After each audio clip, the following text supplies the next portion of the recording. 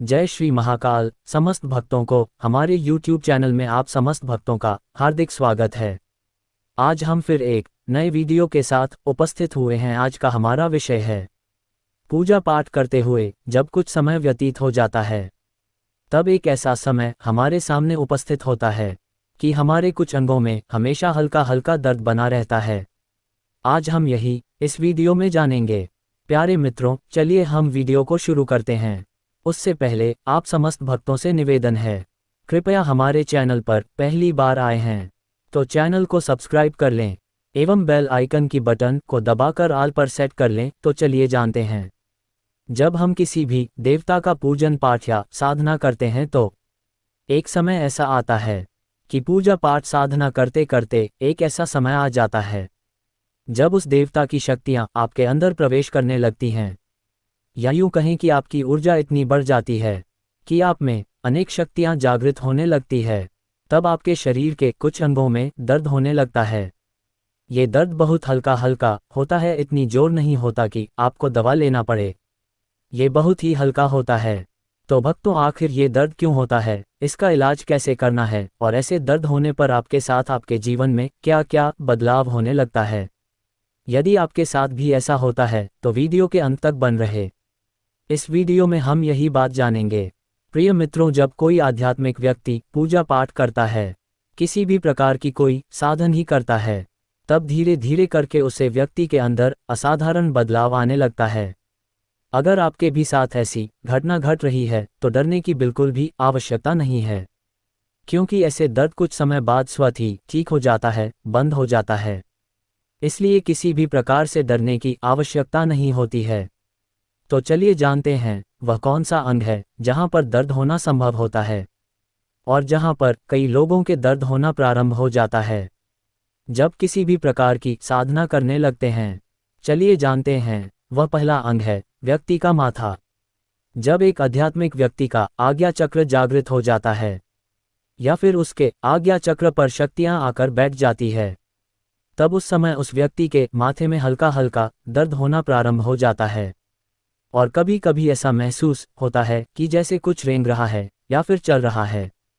जब आपका आज्ञा चक्र जागृत हो जाता है, खुल जाता है, तब आपको भूत, भविष्य और वर्तमान का ज्ञान होने लगता है। तब आपको अपने साथ साथ दूसरे व्यक्तियों का भी भूत, भविष्य एवं वर्तमान दिखाई देने लगता है। फिर चाहे आपके सामने कोई भी व्यक्ति आ जाए, उसकी परेशानियां, उसके जीवन के सारे हाल एवं उसके कर्मों के विषय में सटीक जानकारी मिलने लग जाती है। प्यारे मित्रों, दूसरा अंग है गर्दन। जब उस देवता की ऊर्जा आपकी ऊर्जा से मिलने लग जाती है, या यूं कहें जब उस देवता की ऊर्जा या शक्ति आपके भीतर प्रवेश करने लग जाती है, तब कभी कभी आपको ऐसा महसूस होता है कि आपकी गर्दन पर किसी भारी चीज का दबाव हो रहा है या आपके गर्दन पर कोई भारी बोझा लदा हुआ है, और ऐसे में आपके गर्दन में हल्का हल्का दर्द महसूस होने लगता है। इस दर्द से आपको बहुत अधिक पीड़ा तो नहीं होती है, लेकिन दर्द का एहसास काफ़ी दिनों तक बना रहता है। फिर एक समय के बाद वह दर्द स्वतः ही बंद हो जाती है। प्यारे मित्रों, तीसरा अंग है आँखें। कभी कभी जब देवता की शक्ति आप में प्रवेश करती है, तब आपकी दिव्य दृष्टि खुल जाती है, जिससे आपको अपनी ही आँखों से आसपास मौजूद अनेक प्रकार की अदृश्य शक्तियाँ गोचर होने लगती है, दिखने लगती हैं। फिर चाहे वह अदृश्य शक्ति नकारात्मक ऊर्जा हो, अर्थात भूत प्रेत पिशाच जैसी शक्तियां हो, या फिर सकारात्मक ऊर्जा अर्थात देव संबंधित शक्तियां हो, जैसे देवदूत या फिर ब्रह्मदेव आदि शक्तियां आपको दिखाने लग जाती हैं। ऐसी अवस्था में जब कोई भी व्यक्ति आपके सामने होता है, तब उसे व्यक्ति के भीतर विराजमान सकारात्मक ऊर्जा या नकारात्मक ऊर्जा को आप तुरंत से पहचान जाते हैं, जान जाते हैं कि इसके पास कैसी शक्ति है, भूत प्रेत की है या फिर किसी देवदूत सकारात्मक ऊर्जा की शक्ति इस व्यक्ति के पास है। यदि आप कहीं अनजाने स्थान पर जाते हैं तो वहां पर स्थित हर प्रकार की अदृश्य शक्तियां भी आपको दिखाने लग जाती हैं, महसूस होने लग जाती हैं, और इस अवस्था पर आपको आंखों में हल्का हल्का दर्द भी महसूस होने लगता है। चौथा अंग है कंठ। जब जिस भी देवी देवता की आप आराधना, साधना, पूजन पाठ करते हैं, उसकी शक्ति आपके कंठ पर पड़ती है, तब उस समय भी आपके कंठ में हल्का दर्द महसूस होने लग जाता है। ऐसी स्थिति में आपका कंठ सिद्ध हो जाता है।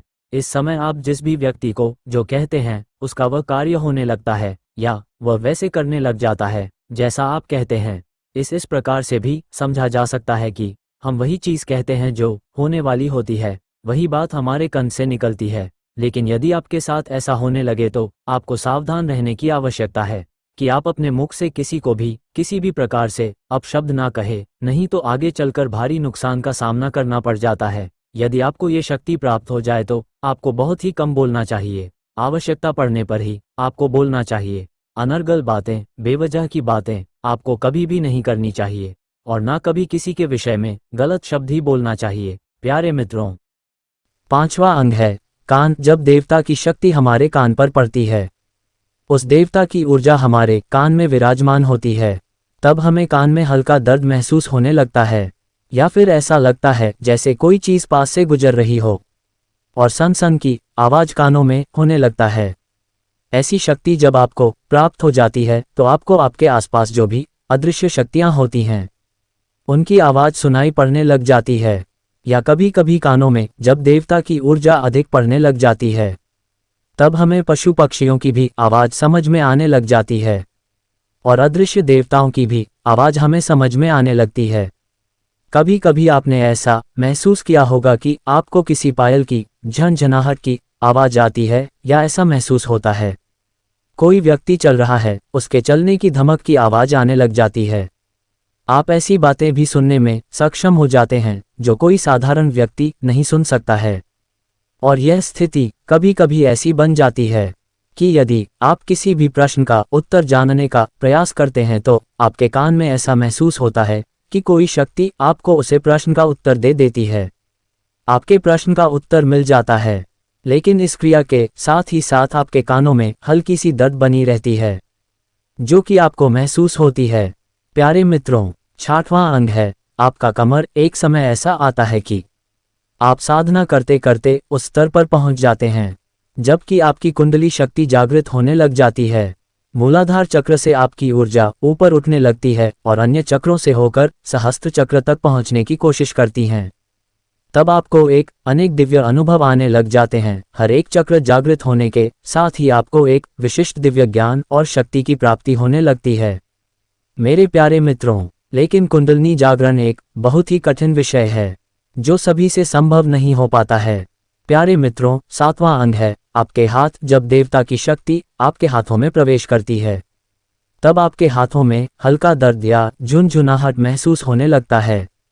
जब आपके हाथों में ये शक्ति प्राप्त होती है तब यदि कोई भी व्यक्ति किसी भी प्रकार से नकारात्मक ऊर्जा के चपेट में होते हैं या फिर नकारात्मक ऊर्जा के कारण परेशान होते हैं, बीमार होते हैं, तब उस समय जब आप उनके सर पर हाथ रखते हैं तो उन्हें बड़ी ही राहत महसूस होने लग जाता है। प्यारे मित्रों, ऐसे ही आपके जीवन में बदलाव आना प्रारंभ हो जाता है।